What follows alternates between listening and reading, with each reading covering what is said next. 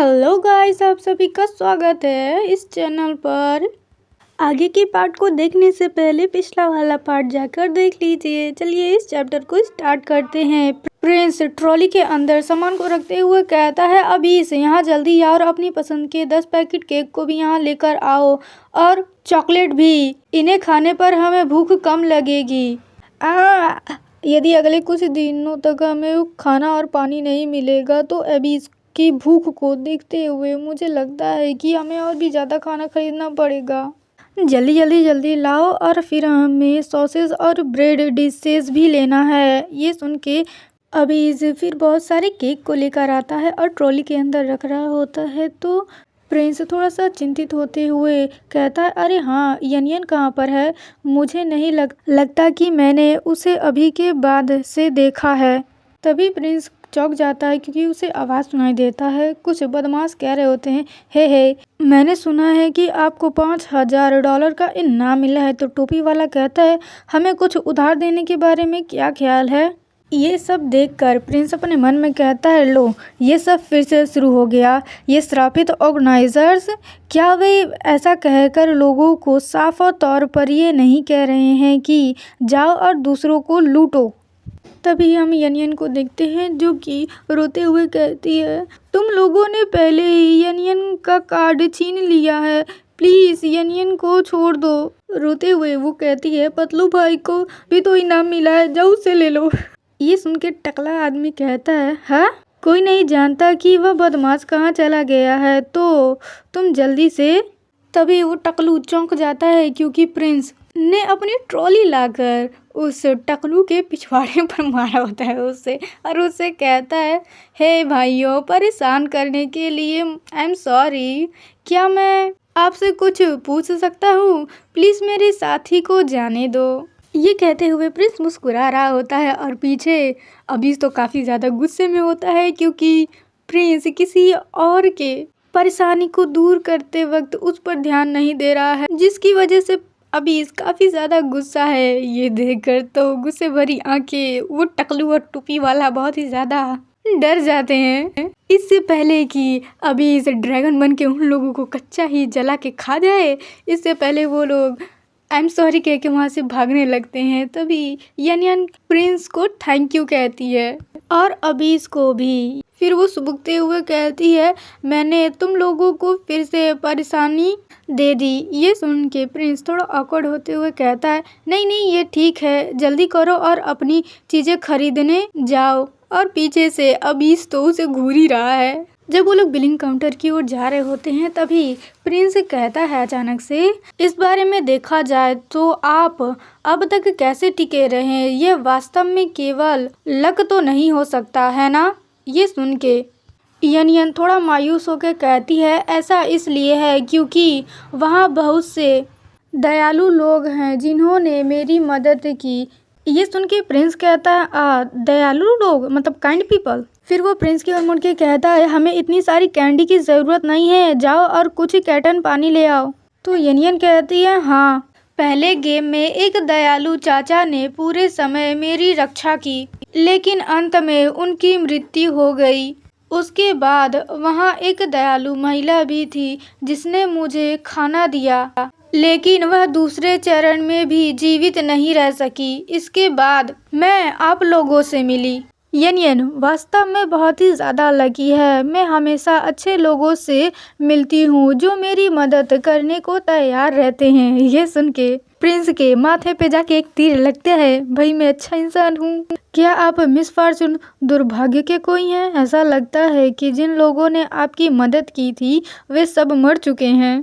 तभी प्रिंस चौंक जाता है क्योंकि बनी होस्ट की आवाज़ आती है, 2 मिनट बचे हैं। जिन डार्लिंग्स ने अभी तक चेक काउंट नहीं किया है, प्लीज़ जल्दी से जाके चेक काउंटर पर अपने पैसे देकर सारे सामान ले लें। यदि आप समय सीमा पार कर जाते हैं तो आपकी सारी खरीदारी असफल मानी जाएगी।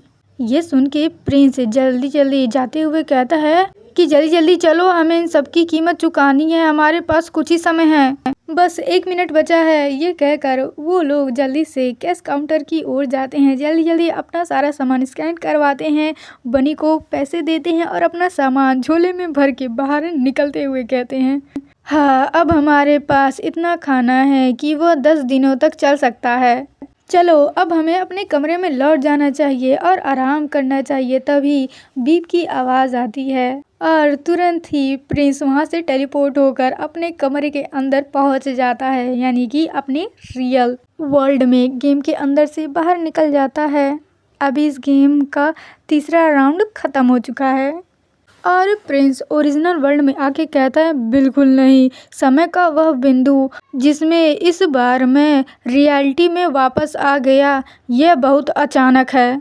फिर कुछ देर में वो खुद को संभाल के कंप्यूटर पे कुछ चीज़ें देखते हुए कहता है, क्योंकि मैं रियलिटी में लौट आया हूँ, इसका मतलब है कि गेम का एक न्यू चैप्टर शुरू हो गया है। हालांकि इस समय बहुत से लोग ऑनलाइन नहीं होंगे। अभी इस गेम के कुल 5 चैप्टर हैं। मुसीबत के उस गड्ढे से पूरी तरह से निकलने से पहले 2 चैप्टर बाकी हैं। ये सब सोचते हुए प्रिंस अब इसको याद करते हुए कहता है, नहीं नहीं नहीं, ऐसा मैं क्यों दिख रहा हूँ कि मैं उस जगह से अलग होने को तैयार ही नहीं हूँ। क्या रियलिटी में वापस आना अच्छा नहीं है? हाँ, बाकी सब चीज़ों के बारे में सोचना बंद करो। अभी मुझे बस अगली प्रतियोगिता पर ध्यान केंद्रित करना है। मैं बनी के शब्दों से बता सकता हूँ कि अगला गेम कई दिनों तक चलने वाला होगा। यह किस प्रकार का गेम हो सकता है? तभी उसे कुछ याद आता है। वो कहता है, ओह हाँ। फिर वो एक ड्रॉअर को खोलता है जिसके अंदर बहुत सारे गेम पड़े होते हैं। फिर सीन शिफ्ट होता है एक कमरे के अंदर, जहाँ पर अबीज अपनी आंखें खोलता है और उठ के बैठ के प्रिंस के बारे में सोचते हुए कहता है, प्रिंस वह सचमुच फिर से गायब हो गया है। मैंने इसे व्यक्तिगत रूप से देखा है। व्यक्तिगत का मतलब है पर्सनली। ऐसा लग रहा है हिंदी और इंग्लिश का मैं टीचर बनने जा रही हूँ, क्योंकि आप लोगों को शुद्ध हिंदी तो आती ही नहीं है, बिल्कुल नहीं आती है। वेल आई एम सॉरी कि मैं आप लोगों से चलते हुए वीडियो के बीच में पूछ रही हूँ, क्या आप लोग मुझे बता सकते हो कि आप लोग हिंदी मीडियम से पढ़ते हो या फिर इंग्लिश मीडियम से? क्योंकि मैं हिंदी मीडियम से पढ़ती हूँ। तो चलिए मैं दोबारा चैप्टर पे आ जाती हूँ, जहाँ पे अबीज सोच रहा होता है कुछ समय पहले, जब बनी होस्ट ने कहा होता है कि खरीदने का समय समाप्त हो चुका है। तभी प्रिंस बाहर निकलते हुए कहता है, अब हमारे पास इतना खाना है कि हम 10 दिनों तक इसे चला सकते हैं। अब हमें अपने कमरे में लौट जाना चाहिए और आराम करना चाहिए। तभी वो ये कहते हुए ही गायब होने लगता है। ये देखकर वहाँ पर अबीज नोटिस कर रहा होता है कि ये कहते हुए ही प्रिंस गायब हो रहा है, जिसकी वजह से अबीज काफ़ी ज़्यादा घबरा जाता है और वो जैसे ही प्रिंस को छूने जाता है, उसका हाथ आर पार हो जाता है। ये देखकर बहुत ही ज़्यादा हैरान होता है अबीज, और जहाँ से ही प्रिंस वहाँ से गायब होता है, उसका सारा सामान नीचे की ओर गिर जाता है, जिसे देखकर अबीज बहुत ही ज़्यादा हैरान और परेशान होता है। तभी बनी की हंसने की आवाज़ आती है और बनी हंसते हुए ही कहती है कि 4th कंपटीशन का प्लेस थोड़ा सा स्पेशल है, इसलिए हमें अपने प्यारी डार्लिंग्स को थोड़ी देर की झपकी लेने के लिए परेशान करना होगा। ये कहते हुए वो लोग अपने चेहरे पे मास्क लगा लेते हैं और एक नशीला पदार्थ सभी जगह पर फैला देते हैं, जिसकी वजह से सभी लोग बेहोश होने लगते हैं, मगर अबीज अभी भी होश में होता है। तभी सीन शिफ्ट होता है और अबीज को देखते हैं, जो कि एक बेड के ऊपर बैठा हुआ कह रहा होता है कि ऐसा लगता है कि मेरा ड्रग रिस्पॉन्स एवरेज पीपल की तुलना में बहुत ही ज़्यादा हल्का यानी कि कम लगती है। मैं केवल थोड़ी देर के लिए बेहोश हो गया था लेकिन बस एक पल की बेहोशी में। इसके अलावा मुझे कुछ बातें याद आई जो कि दम घोटने वाली चीज़ें हैं। तीसरे कंपटीशन में जहां आप उपस्थित नहीं थे, मैंने लापरवाही से एक पार्टिसिपेंट को पकड़ लिया जो मुझे सबसे अधिक नुकसानदेह लग रहा था। वह मेरा साथी था। तभी हम लोग रियल गेम का प्लॉट देखते हैं, जहाँ पे यन रोते हुए कह रही होती है, तुम मेरा पीछा क्यों कर रहे हो? मैं तुम्हारे साथ नहीं। रहना चाहती। ये कहते हुए यनियन रोते हुए उसे कह रही होती है कि मैं निर्दोष हूँ। तभी अभीश कहता है, लेकिन अंत में तभी यनियन अभीश की ओर उंगली दिखाते हुए कहती है, आप लोग मारना चाहते हो तो उसे मार डालो। ये सुनने के बाद जितने भी वहाँ पे लोग होते हैं वो अभीश की ओर देखने लगते हैं। ये देख के अभीश कहता है, मुझे फिर भी धोखा दिया गया। और सभी लोगों ने अपने पेनल्टी कार्ड का इस्तेमाल मेरे ऊपर करने लगे, मगर मैं पिंजरा तोड़कर उस गेम के प्लेटफॉर्म पर उतर गया तो मेरे पास काफ़ी सारे नोटिफिकेशन आए जहां पर डेंजरस अलर्ट आ रहा था, जहां पे ट्रैप एक्टिवेट हो रहे थे, मगर मैं उन सबको नज़रअंदाज करके आगे बढ़ता चला गया, जिसे देखकर वहाँ के सभी लोग बहुत ही ज़्यादा हैरान और परेशान हो गए थे। लेकिन मैं उस प्लेटफॉर्म के आखिरी बिंदु तक पहुंच गया जहां पर बनी होस्ट बधाई देते हुए कहती है कि पार्टिसिपेंट नंबर 6 ने अपने इस कंपटीशन में फर्स्ट प्लेस प्राप्त कर लिया है। विजेता टीम को 10 लाख डॉलर का इनाम बराबर बराबर बांटने का मौका मिलेगा। ये सुनने के बाद प्रिंस बनी की ओर देखता है और अपना फेस वापस मोड़कर एक किनारे जाके बैठ जाता है। तभी बनी होस्ट ये देखकर कहती है, ऐसा लगता है कि डार्लिंग्स इनाम साझा नहीं करना चाहता, उसने अपने साथी की मदद नहीं की। ये सुन के यनियन बहुत ही ज़्यादा रोने लगती है और डरते हुए कहती है, ये बहुत ही ज़्यादा डरावना है, मुझे सचमुच इन सब में नहीं पड़ना था, ये सब उसकी वजह से कि उसने मुझे चुना। ये सुन के बनी होस्ट कहती है, वैसे बनी यह बात बताना पहले भूल गई कि कंपटीशन के अंत में जो डार्लिंग्स पार्टिसिपेंट अंतिम बिंदु तक नहीं पहुंच पाते क्योंकि उन्हें उनके साथियों ने छोड़ दिया है या उनके साथियों की मृत्यु हो गई है, तो यह गेम में असफल माना जाएगा और जो असफल होगा वो मारा जाएगा। ये सुनने के बाद यनियन बहुत ही ज़्यादा परेशान हो जाती है और कहती है, क्यों, अगर मैं अंतिम बिंदु तक नहीं पहुंच पाई तो मैं मर जाऊंगी।